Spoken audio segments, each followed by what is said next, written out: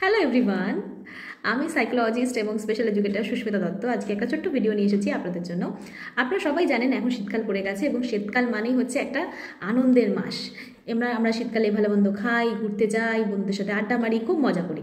কিন্তু আমাদের আশেপাশে এরকম অনেক মানুষ আছে, ইভেন আমাদের পরিচিতদের মধ্যে এরকম অনেক মানুষ থাকতে পারে যাদের কিন্তু শীতকাল খুব একটা বেশি প্রিয় নয়।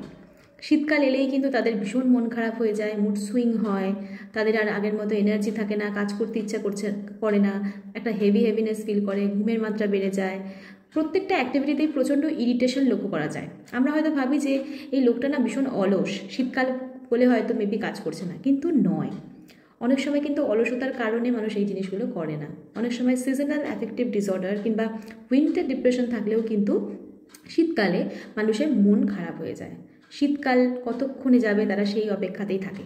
তো অনেক সময় কিন্তু উইন্টার ডিপ্রেশন থাকলেও মানুষের শীতকাল ভালো লাগে না। তাই এক্ষেত্রে কি করণীয়? যদি আপনি দেখেন যে আপনার পরিচিত কোনো বন্ধু বান্ধব বা প্রিয়জনের মধ্যে এই ধরনের সিমটমস লক্ষ্য করা যাচ্ছে যে শীতকাল এলেই মন খারাপ হয়ে যাচ্ছে, সেই উৎসাহটা থাকছে না, কোনো অ্যাক্টিভিটি করতে পারছেন না আগের মতো, তাহলে তাকে বলবেন যে অ্যাটলিস্ট 15 মিনিট সূর্যের আলোতে যেন সূর্যের আলো যেন নেয়, তার শরীরে তাপ যেন নেয়, এবং সে যেন একটুখানি নিয়মিত ব্যায়াম করে, এক্সারসাইজ করে, এবং তার প্রিয় বন্ধুর সাথে যেন একটুখানি ফোনে কথা বলে, তার নিজের পছন্দের অ্যাক্টিভিটি করে বা ঘুরতে যায়, কিংবা যদি খুব সিভিয়ার কেস হয়ে যায় তাহলে অবশ্যই যেন কোনো প্রফেশনালের সাথে কনসাল্ট করে। তবে নিয়মিত ব্যায়াম, এক্সারসাইজ, তাপ, ভালো মন্দ খেলেই অনেক সময় দেখা যায় যে এই ক্ষেত্রে মনটা অনেকটা ভালো হয়ে যায়। কিন্তু যদি খুব খারাপ সিচুয়েশান লক্ষ্য করে তাহলে অবশ্যই চেষ্টা করবেন যে কোনো প্রফেশনালের হেল্প নেওয়ার।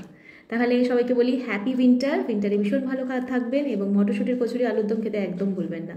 বাই।